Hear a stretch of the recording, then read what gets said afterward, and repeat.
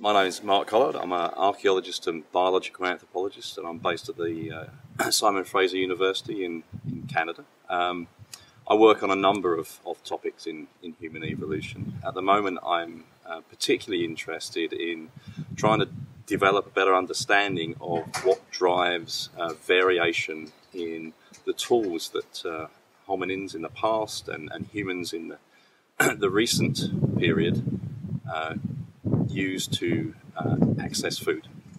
If we look at the archaeological record, we see lots of variation through time and across space in terms of the number of tools that hominins in the past used, and the complexity of those tools. So toolkits vary quite substantially in terms of diversity, so the number of tools, and also the complexity of those tools.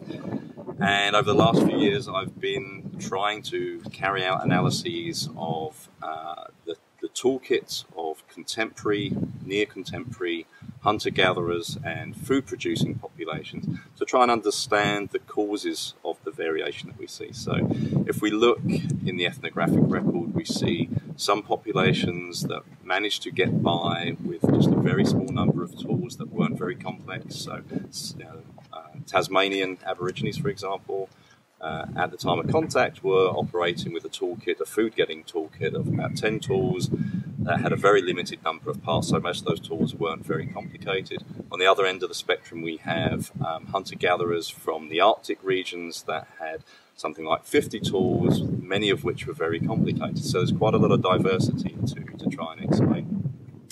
So far, we've run analyses of hunter-gatherer data sets and also farming and pastoralist data sets, so toolkits of both of those groups. And it's an interesting contrast that we've identified so far. So the hunter-gatherer analyses strongly suggest that when we look at variation on a global scale, that it appears that the main driver of complexity and diversity in the toolkits of hunter-gatherers is the risk of resource failure. And the basic idea here, this risk hypothesis, is that people, when they're confronted with the probability of not obtaining sufficient resources, will invest more in their technology. They'll make tools that are more specific and therefore quite often more complex, and this results in a more diverse, or greater number of tools and a more complex toolkit. And so what we see is a quite strong latitudinal gradient in toolkit complexity. So essentially, populations close to the equator tend to have, on average, relatively few tools that are relatively limited in their complexity. At the other end of the spectrum, closer to the poles, particularly in the Arctic region, we see populations with numerous tools and quite complicated tools. Okay, so we have a latitudinal gradient that seems to map onto this risk of resource failure idea.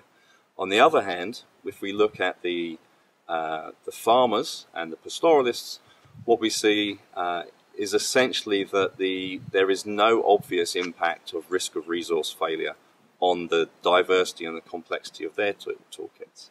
What seems to be the main driving factor in relation to pastoralists and farmers in terms of their toolkit complexity and diversity seems to be population size.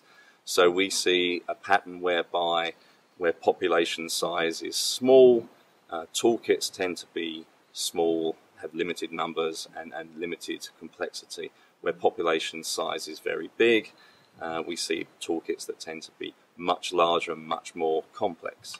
So we have an interesting contrast. On the one hand, with the hunter-gatherers, we see strong evidence for risk of resource failure driving toolkit complexity, and we don't see any evidence of population size playing a role there. With farmers and pastoralists, we see the reverse pattern. We see strong evidence for population size driving toolkit complexity and diversity, and very little evidence at all of any role played by risk of resource failure. So we have an interesting contrast, I think, and we're trying to figure out what drives that contrast, and that's the next challenge.